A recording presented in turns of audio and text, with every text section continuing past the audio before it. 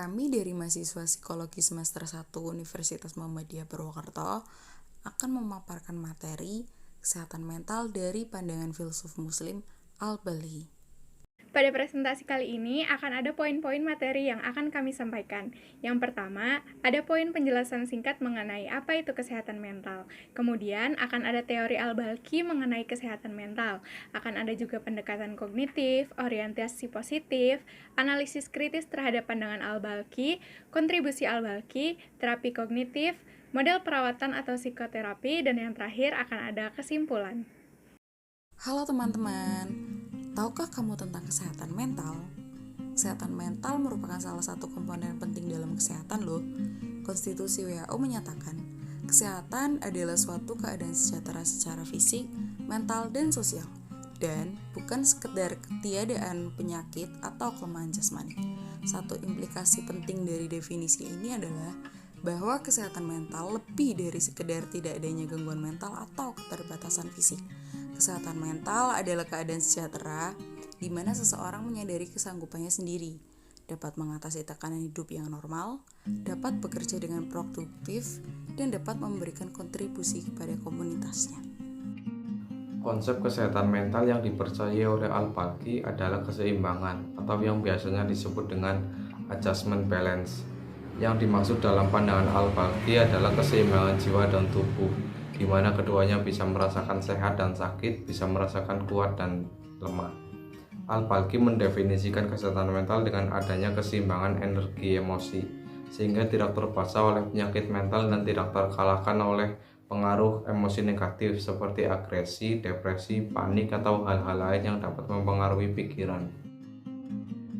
Al-Balkhi cenderung memahami kesehatan mental secara empiris melalui perspektif kognitif. Dapat dilihat dari identifikasinya terhadap faktor-faktor yang menyebabkan ketidakseimbangan mental sehingga individu terpapar sakit mental. Ada dua faktor menurut Al-Balkhi untuk mencapai sehat mental, yaitu menjaga diri dari faktor eksternal yang diserap melalui panca indera dan faktor internal yang melibatkan proses kognitif. Sisi empirisnya adalah kesehatan mental terhambat justru karena penyerapan indera penglihatan dan pendengaran yang salah penyesuaian. Hampir tidak ada penyebab ketidakseimbangan elemen mental tanpa melalui proses indrawi, terutama pada penglihatan dan pendengaran.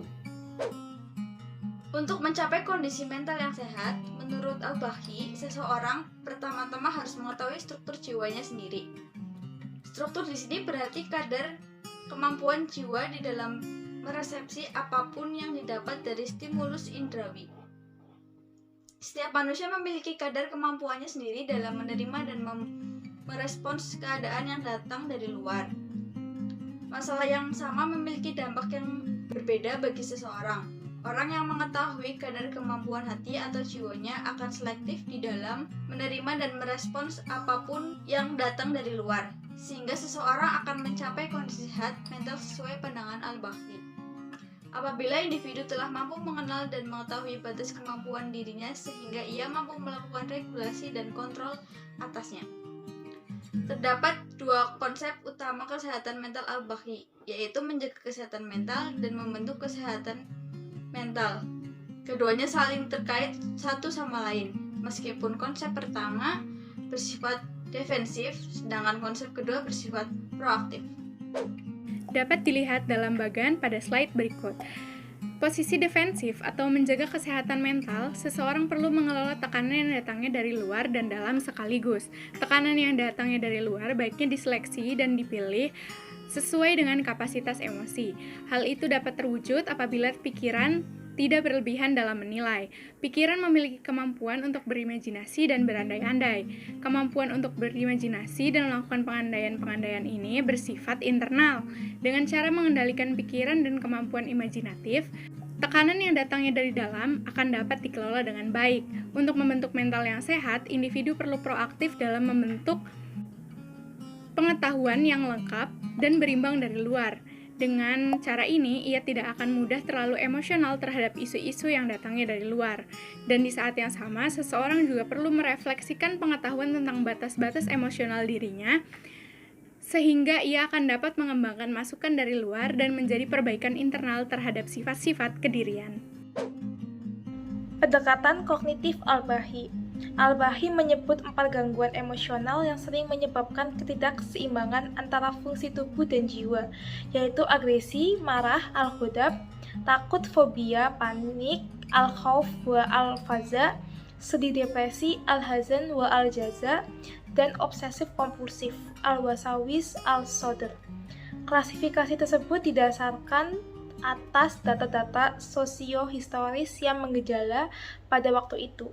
Menariknya, seperti yang telah diurai sedikit pada subbab sebelumnya, Al-Bahi selalu mendiagnosis setiap simptom gangguan fisik atau psikis dengan mengasosiasikannya pada 2 faktor yang sama-sama penting, yaitu stimulus dari luar dan persepsi dari dalam. Setiap stimulus indrawi, tulis Al-Bahi, akan masuk dan mengendap di dalam pikiran. Pikiran bertanggung jawab, menerima, mengolah, memproduksi, dan merespon balik terhadap stimulus yang datang dari luar. Disinilah letak pendekatan kognitif Al-Bahi, terbukti orisinal. Al-Bahi selalu konsisten mengembangkan teori pikiran kognitif untuk mengembangkan terapinya. Autentisitas pendekatan kognitif Al-Bahi ternyata juga ditopang kukuh oleh orientasi positif yang menjiwai keseluruhan kerangka teoritisnya. Jenis-jenis gangguan mental yang disebut Al-Bahi sebagai al-rad, al-nafsaniyah hanyalah sebagai bentuk acuan informatif untuk mengetahui makna kesehatan secara keseluruhan. Sehat dalam terminologi Al-Bahi merujuk pada sehat jasmani, fisis, dan rohani yaitu psikis. Mustahil memprioritaskan salah satu dengan mengabaikan yang lainnya. Dengan cara itulah Al-Bahi mendemonstrasikan pemikirannya tentang ilmu jiwa manusia, ilmu nafs. Bukti bahwa Al-Bahi memiliki orientasi positif dalam pendekatan kognitifnya adalah pernyataan di dalam bab terakhir bagian pertama, Masalih al-Abdan wa al-Anfus, di mana pernyataan tersebut jelas sekali berorientasi positif dan tidak memiliki pretensi klinis.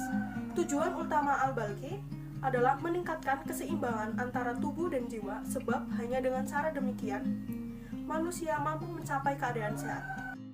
Landasan teologis yang disinggung Al-Bahi dalam pengantarnya adalah bahwa Allah tidak menurunkan setiap penyakit kecuali selalu disertai obatnya.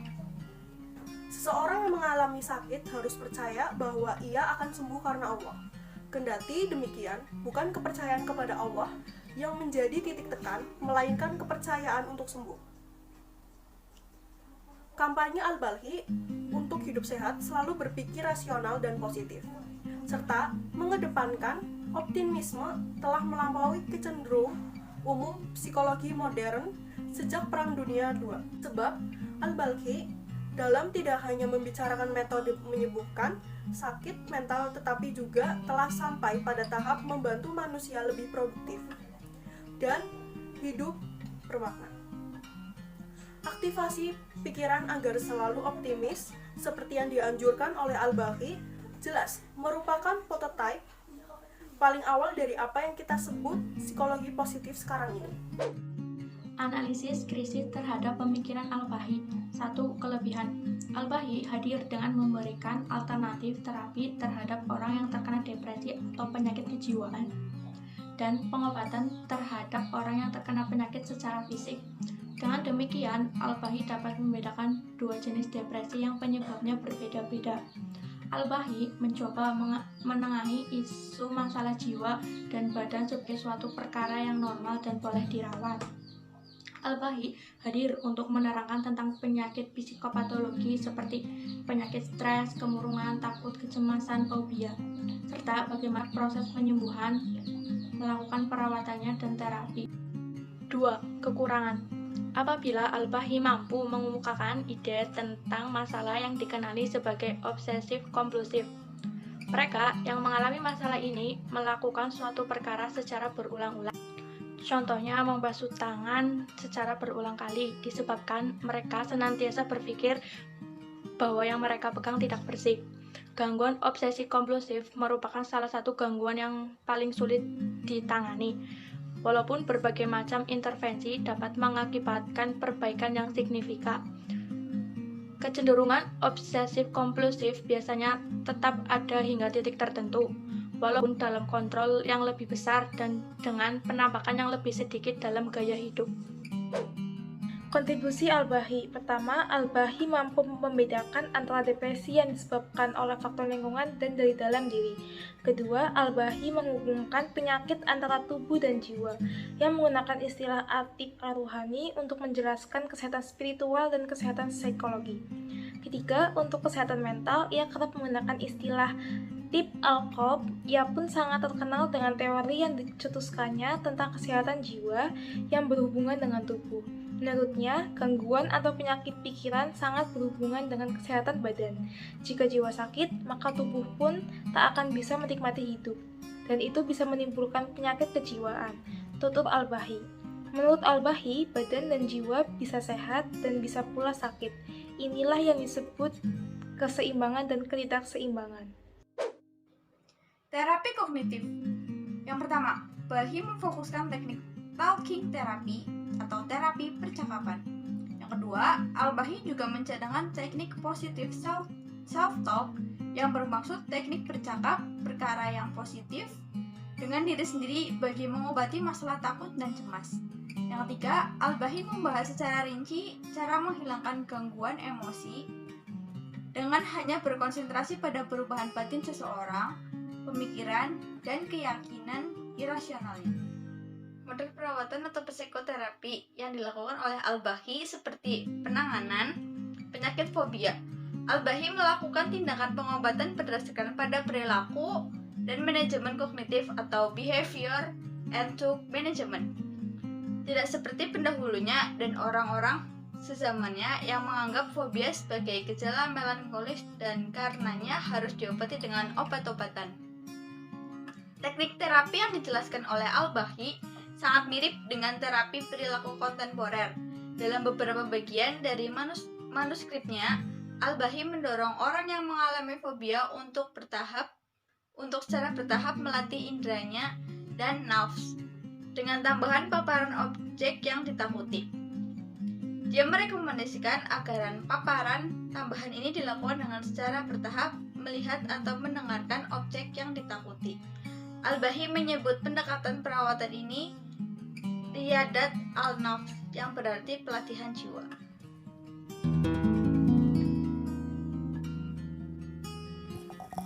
Kesimpulan yang dapat kita tarik dari pandangan Al-Balkhi ialah bahwa Al-Balkhi telah menjelaskan mengenai keterkaitan antara badan dan jiwa, di mana kesehatan keduanya memiliki konsekuensi yang penting.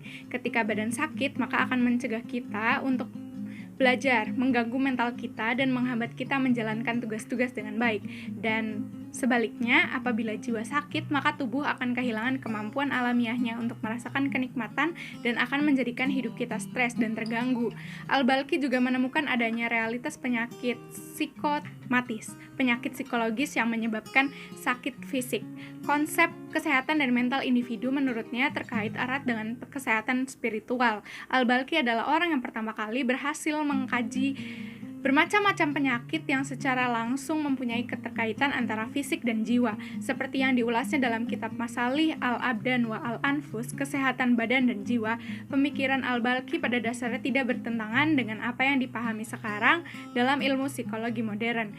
Kemampuan beliau untuk mengenal pasti masalah psikologi serta menemukan solusi menunjukkan bahwa ilmuwan Islam sangat mengutamakan kaedah saintifik dalam menyelesaikan masalah yang dialami dan bukan hanya memahami unsur mistik semata-mata. Sekian pemaparan dari kami, semoga bermanfaat. Terima kasih. Terima kasih.